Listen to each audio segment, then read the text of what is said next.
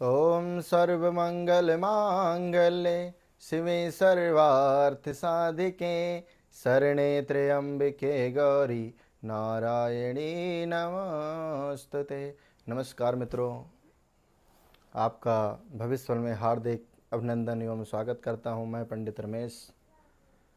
क्योंकि एक नई दुनिया में एक नए तरीक़ा से, क्योंकि कहते हैं कुछ लोग हमारे पास आते हैं, जैसे हमने आपको पिछले एपिसोड में आपको बताया था ग्रहों के बारे में, राशियों के बारे में, लगन के बारे में, और आज मैं आया हूँ लेकर कुछ नए तरीक़ा के बारे में।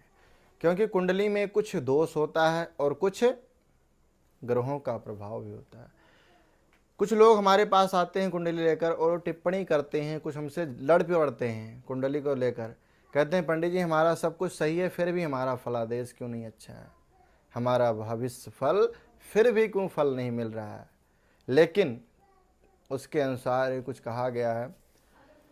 अब हम एक हमारे पास कुंडली किसी ने लेके आया, उसको कह रहा था कि पंडित जी हमारे यानी मियाँ बीवी में बहुत बड़ा यानी टकरार चल रहा है, जिससे हम बहुत परेशान हैं, और ना ही मंगलिक दोष है।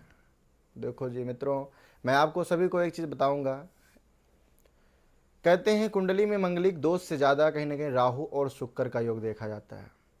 राहु और शुक्र के योग के अनुसार ही कहीं ना कहीं हमारे कुंडली में प्रभाव पड़ता है, जो हमारे जीवन और कहा जाता है लाइफ पार्टनर और पार्टनर, यानी किसी के साथ पार्टनरशिप में हम काम भी करते हैं तो उसको भी देखा जाता है, उसको भी राहु और शुक्र के रिलेटिव से ही देखा जाता है सबसे पहले। लेकिन इसमें ज़्यादा कहा जाता है, जो ज़्यादा इसका रिजल्ट है, ज़्यादा इसका फलादेश कहा गया है, तो मियाँ और बीवी को कहा गया है। उसको लेकर कहीं ना कहीं परेशानी और उलझने होती है।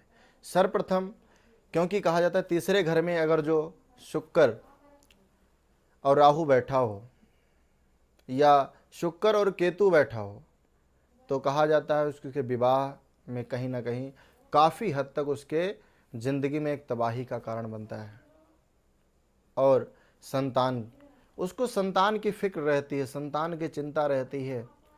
और यही चीज़ कहीं आकर अगर जो पंचम भाव में बैठ जाए शुक्र और राहु, तो यहाँ पे फिर कहते हैं एक तलाक का, एक डिवोर्स का भी कारण बनता है। या अपने पत्नी से या अपने पति से, दोनों चीज़। अब अगर जो लड़की की कुंडली है तो अपने पति से परेशान होता है, और लड़की की कुंडली है तो अपने पति से, और लड़का का हो तो पत्नी से, यानी परेशान होता है। यही चीज़ 9वें घर में बैठता है या 12वें घर में बैठता है तो भी वही फल है। या इतना भी कहा गया है शुक्र को राहु यानी तीसरी दृष्टि और 7वें दृष्टि से देखता हो तो भी उसकी ज़िंदगी में एक तबाही का कारण बनता है। उसके यानी बीवी से कहीं ना कहीं मेल मिलाप में कमी होती है, ये भविष्य फल हमारा कहता है।